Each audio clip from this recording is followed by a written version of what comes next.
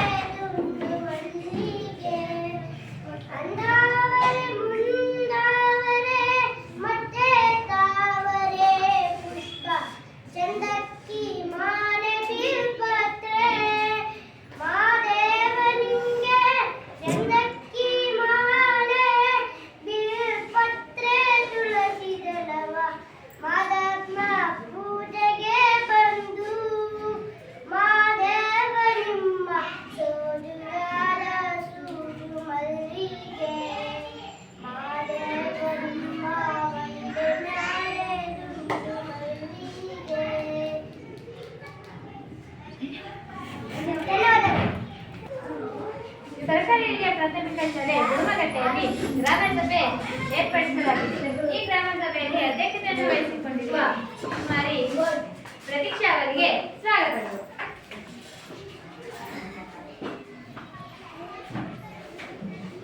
ಈ ವೇದಿಕೆಯಲ್ಲಿ ಹಾಸನದ ಕುಮಾರಿ ಅಧ್ಯಕ್ಷತೆಯನ್ನು ವಹಿಸಿಕೊಂಡಿರುವ ಕುಮಾರಿ ಅಮೃತ ಅವರಿಗೆ ಸ್ವಾಗತ. ಈ ಗ್ರಾಮ ಸಭೆಯಲ್ಲಿ ಸದಸ್ಯರು ವಹಿಸಿಕೊಂಡಿರುವ ಕುಮಾರಿ ಆರ್ತಿ ಅವರಿಗೆ ಸ್ವಾಗತ. ಚಂದನ ಅವರಿಗೂ ಸ್ವಾಗತ. ದರ್ಶಿನಿ ಅವರಿಗೂ ಸ್ವಾಗತ. ರಕ್ಷಿತಾ ಅವರಿಗೂ ಸ್ವಾಗತ. ನಿರಂಜನ್ ಅವರಿಗೂ ಸ್ವಾಗತ. ಚಂದ್ರಶೇಖರ್ ಅವರಿಗೂ ಸ್ವಾಗತ. ಧನ್ಯವಾದ.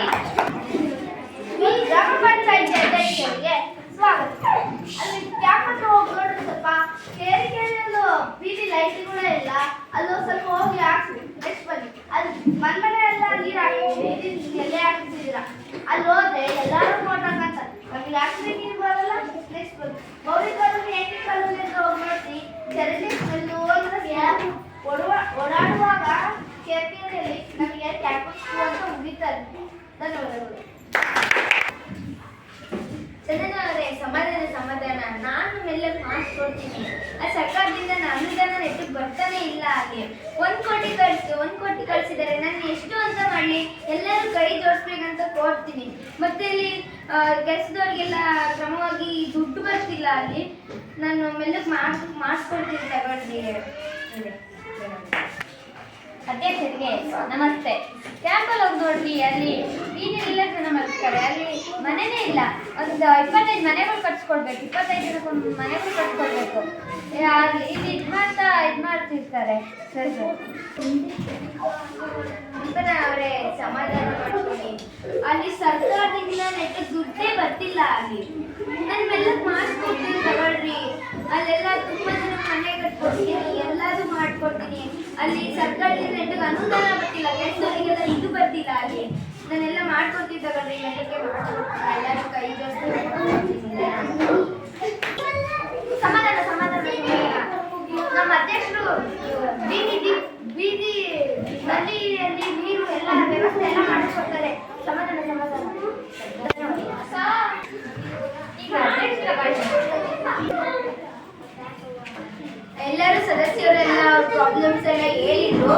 ನಾನು ಮೆಲ್ಲಕ್ಕೆ ಮಾಡಿಸ್ಕೊಡ್ತೀನಿ. ಅದು ಬೀದಿ ದೀಪ ಆಗಿರ್ಬೋದು, ಬೀದಿ ನಲ್ಲಿ ಆಗಿರ್ಬೋದು, ಚರಂಡಿ ಆಗಿರ್ಬೋದು, ನನ್ನ ಮನೆಗಳಾಗಿರ್ಬೋದು, ಎಲ್ಲ ಮಾಡಿಸ್ಕೊಡ್ತೀನಿ. ನಾನು ಸರ್ಕಾರದಿಂದ ದುಡ್ಡು ಬರಲಿ. ನಾನು ಮೇಲೆ MLA ಹತ್ರ ಎಲ್ಲ ದುಡ್ಡು ಕೇಳ್ತೀನಿ. ಅವ್ರ ಹತ್ರ ಎತ್ಕೊಬಂದು ನಿಮಗೆಲ್ಲ ವ್ಯವಸ್ಥೆ ಮಾಡಿಕೊಡ್ತೀನಿ ಅಂತ ಕೊಡ್ತಾ ನಾನು ಮಾತುಗಳನ್ನು ಮುಗಿಸ್ತಿದ್ದೀನಿ.